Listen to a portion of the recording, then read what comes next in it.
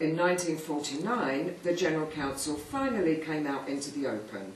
In its annual report it stated that in the present economic situation, the General Council should not press for immediate and comprehensive implementation of the principle and the responsibility for submitting claims for equal pay in particular industries or occupations, but they rested with the affiliated unions concerned and not with the TUC.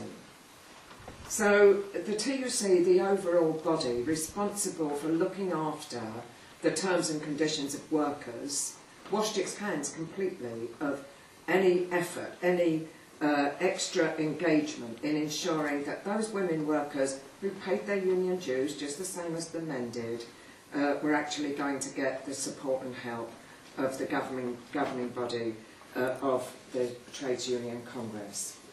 So at that time, of course, in the 1940s, there were very, very few women involved in senior trade union positions, and indeed right through to when I first got involved with the General Council of the TUC in 1984, which itself was a long time ago.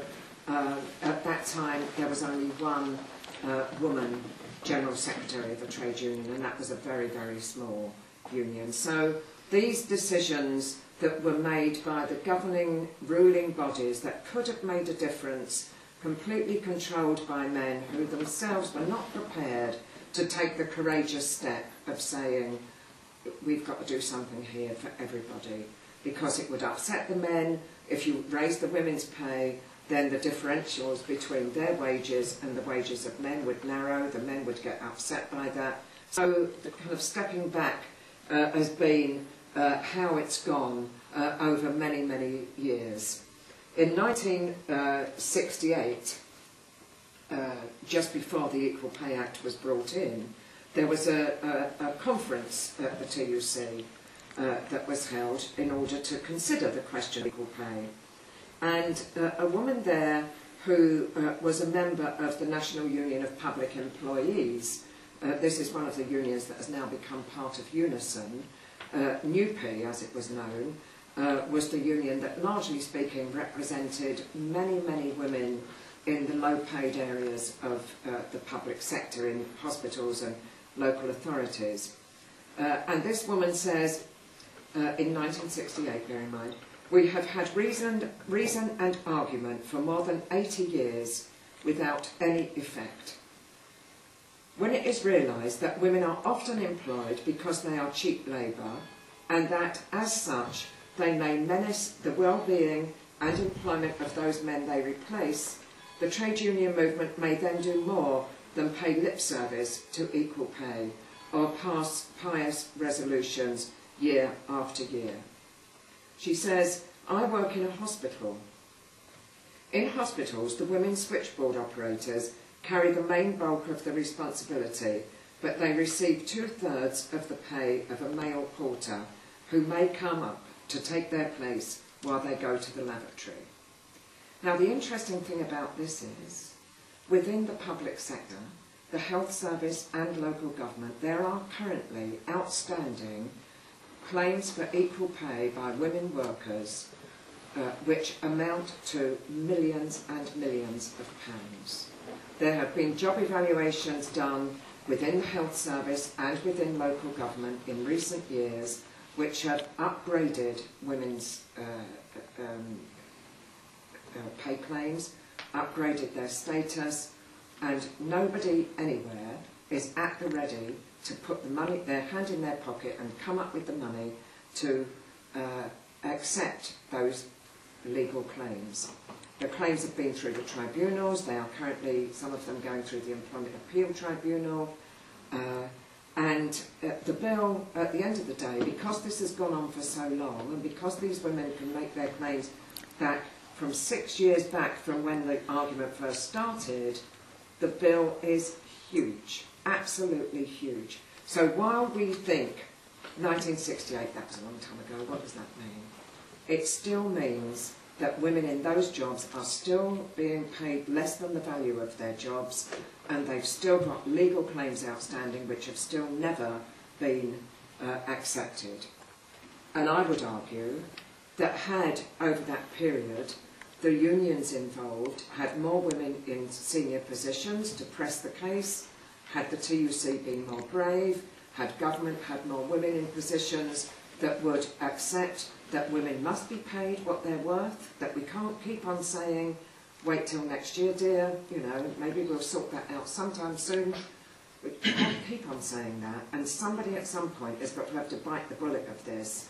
And we are where we are because, largely speaking, the lack of influence at those levels by women politicians and women trade unionists has meant that this has just gone on and on and on and on and on.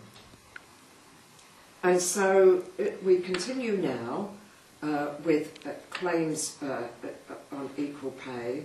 There's all that stuff going on in the public sector, particularly local government and health service, but the pay gap as between men and women remains huge. For women working full-time, if you compare a woman working full-time with a man working full-time, over the whole piece, that woman will earn 18% less than a man working full-time. If you compare a woman working part-time with men working full-time, that woman earns over 40% less than a man working full-time. Shockingly, if you compare a woman working part-time with a woman working full-time, the part-time woman earns 33% less.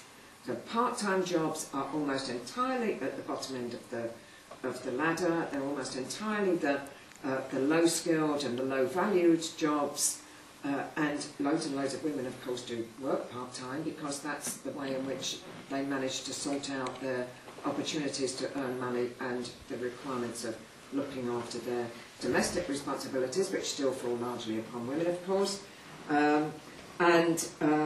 Until those people at the top of organisations, whether that's corporates, whether it's public sector, wherever it might be, until they recognise that there are some jobs at the top of the scale that can be done on a part-time basis so we can get more women up there, until we recognise that you've got to put money into enabling those women who've fallen into those part-time jobs, which often are well below their capacity, to provide training programs to get them out, then we're still going to undervalue the work that women do. We're still going to lose huge amounts of money to the economy because women are not working at their appropriate capacity. And all of these decisions depend upon all of those men up at the top there who don't quite understand the issue. So on legislation, we've got a long way to go. The government, of course, has done a great deal in terms of enabling families to participate in the world of work, better maternity and paternity arrangements, flexible working, family-friendly policies, etc. But unless women's work is appropriately valued, they will always continue to take home less than I would argue they should be entitled to.